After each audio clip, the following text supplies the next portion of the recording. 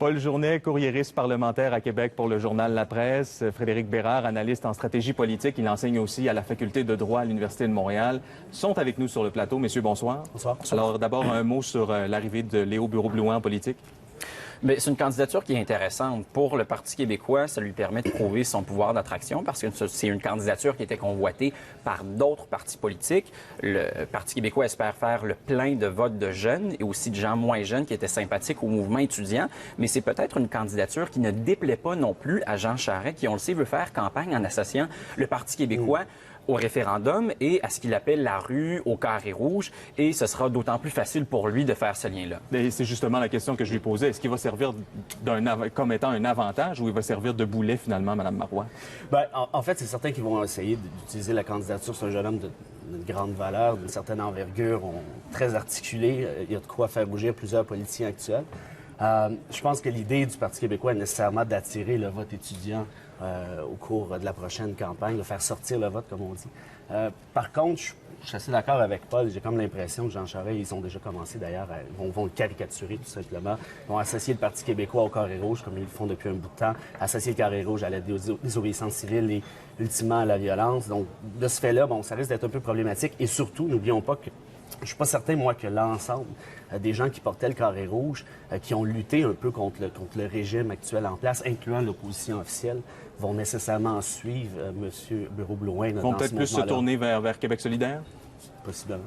Justement, parlant de Québec solidaire, parce qu'il y a eu la candidature de Léo Bureau-Blouin aujourd'hui, mais il y a eu bien d'autres choses sur la scène politique.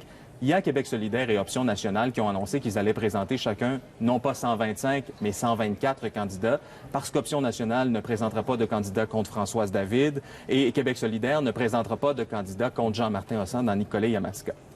Quoi penser de cette stratégie-là aujourd'hui? Ça pourrait avoir une influence assez importante parce qu'il y a des luttes très serrées et très imprévisibles qui se dessinent dans Nicolet-Yamaska et dans Gouay. Dans Nicolet-Yamaska, aux dernières élections, Jean-Martin Hossan avait gagné par seulement 175 votes. Maintenant, il va y avoir une division du vote entre Jean-Martin Hossan et Option nationale et le Parti québécois. On ne sait pas exactement comment cette division-là du vote va se faire, mais chose certaine, il pourrait y avoir une lutte très serrée. Et Québec solidaire avait amassé 4 des votes aux dernières élections, soit quelques centaines de votes. Ça pourrait, c'est pas beaucoup, mais ça pourrait être déterminant. Dans Gouin, maintenant, aux dernières élections, Nicolas Girard, pour le Parti québécois, avait gagné par un peu plus de 2000 votes sur Françoise David.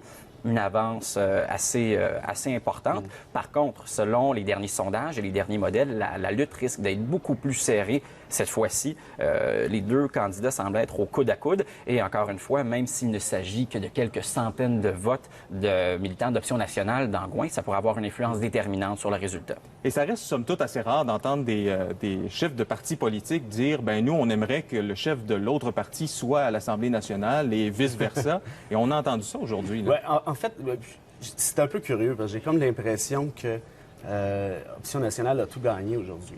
Dans l'optique où c'est un nouveau parti, en fait, qui est fraîchement débarqué, plutôt marginal à l'heure actuelle. Québec solidaire, à mon sens, lui a donné beaucoup d'importance en date d'aujourd'hui. Est-ce que ça va se poursuivre? On verra. Que Françoise David souhaite que M. Hossan se ramasse à l'Assemblée nationale. C'est peut-être un message qu'on envoie à la grande famille souverainiste et c'est peut-être une mauvaise nouvelle pour Mme Marois également. Parlons de la CAQ maintenant. François Legault a laissé savoir qu'il y avait d'autres candidatures à venir au cours des prochains jours. Il a parlé de médecins qu'il voulait présenter. Par ailleurs, Gaétan Barrette, lui, dont on soupçonne l'allégeance caquiste depuis quelque temps maintenant, a laissé entendre ce matin qu'il n'avait pas encore pris sa décision. Pensez-vous que Dr Barrette va faire le saut? C'est difficile à dire. Il y a quelques semaines, on entendait dire que le docteur Barrette, finalement, n'était plus si intéressé. Mais à la CAQ, on assure qu'il y a encore des chances que M. Barrette se présente comme candidat.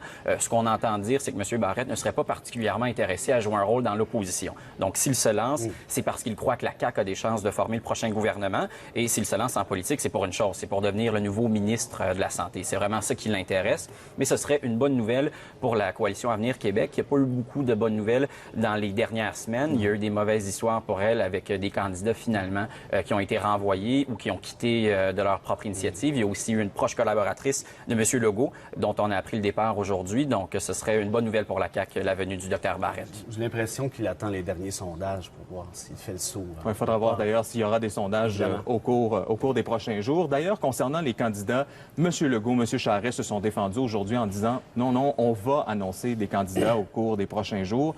Mais il semble que c'est le Parti québécois qu'il y a un peu le momentum. Est-ce qu'il faut y voir là quelque chose d'intéressant? On leur souhaite d'annoncer des candidatures vedettes, là, parce que le Parti libéral ainsi que la CAQ, aux dernières nouvelles, à part des candidats, bon, le Parti libéral a annoncé la candidature de Gilles Ouimet, l'ancien bâtonnier, à part les quelques 20 000 avocats du Québec, je veux dire, personne ne connaît le bâtonnier ou presque. Ce qui n'enlève rien à sa candidature, là, cela dit. Mais lorsqu'on parle d'un candidat vedette, on parle nécessairement d'une certaine notoriété, bon, comme M. Bureau. Et est-ce que ça joue vraiment d'avoir des candidats vedettes? Est-ce que ça pèse vraiment dans la balance ou quand les gens se présentent la journée du scrutin, ben votent davantage pour le chef que pour n'importe quel candidat? Ben, dans les comtés qui sont plutôt baromètres, qui peuvent tomber d'un côté comme de l'autre, nécessairement oui. Par exemple, Pierre Duchesne, dans Bordua, bon, c'est un candidat qu'on peut considérer peut-être comme vedette. Il ne fera pas une grande différence parce que Bordua est plutôt acquis au Parti québécois. Par contre, M. Bureau-Blouin, dans la Val-des-Rapides, là, c'est vraiment une autre chose. Possiblement même que ça fera peut-être la différence. Mais il faudra voir s'il y aura des annonces dans les prochaines semaines. Là, il faut être patient parce qu'on est quand même durant les vacances de la construction. C'est peut-être pas non plus la période idéale pour un parti politique pour annoncer une candidature parce que en ce moment, c'est pas la période pendant laquelle les gens sont le plus intéressés et par l'actualité et la suivent le plus. Là. Donc, au début de la campagne, peut-être qu'on pourra avoir des surprises, mais ça va être intéressant à surveiller. Et est-ce que c'est ce qui fait finalement que certaines grosses pointures qu'on présume aller au Parti québécois au cours des prochains jours ne font pas leur annonce maintenant? Je pense à Jean-François Lisée, à Diane de Courcy. Ces annonces-là ne sont pas faites encore. Est-ce que c'est pour ça qu'on attend? Je pense que tout le monde attend un peu là, de voir là, comment ça va se dessiner parce qu'actuellement, c'est clairement une lutte à trois. Ça me semble assez évident qu'il n'y a pas nécessairement de gagnant proclamé à l'heure actuelle. Comme tu disais tout à l'heure, c'est sûr que le docteur Barrette s'en va pas là pour être dans l'opposition officielle et réduire son salaire de médecin spécialiste par 4. S'il était ministre, ça serait divisé par 2 à ce moment-là, mais toujours est-il qu'il doit nécessairement considérer ce genre d'éventualité-là. Et j'ai l'impression, un peu comme Jean-François Lisée, tout le monde est un peu sur les talons actuellement. Oui, la circonscription de Rosemont lui est réservée par le Parti québécois, mais il semble que lui va probablement attendre de voir les sondages avant de se lancer à la dernière minute. Mais chose certaine, le Parti québécois est bien prêt à l'accueillir comme candidat. Donc, selon vous, avant la publication des prochains sondages, si sondage il y a, je présume qu'il y en aura, mais si sondage il y a, tout est permis pour les trois partis. Là. Il n'y a rien, il n'y a personne qui peut... Mais il faut dire aussi que les partis politiques ont leur propre sondage. Donc, même si le public n'a pas accès à beaucoup de sondages en ce moment, les partis politiques, eux... On a entendu parler de rumeurs de campagne électorale et ils sont en train de s'activer et ils font leur propre sondage et ils sont nombreux et je pense qu'ils sont bien au courant des derniers développements. Mais ils ont tous l'air confiants. Ils ont accès à des sondages, mais ils ont tous l'air confiants autant l'un que l'autre. D'un côté candidature vedette, le PQ a plus raison que les autres d'être confiant. Alors on se parle.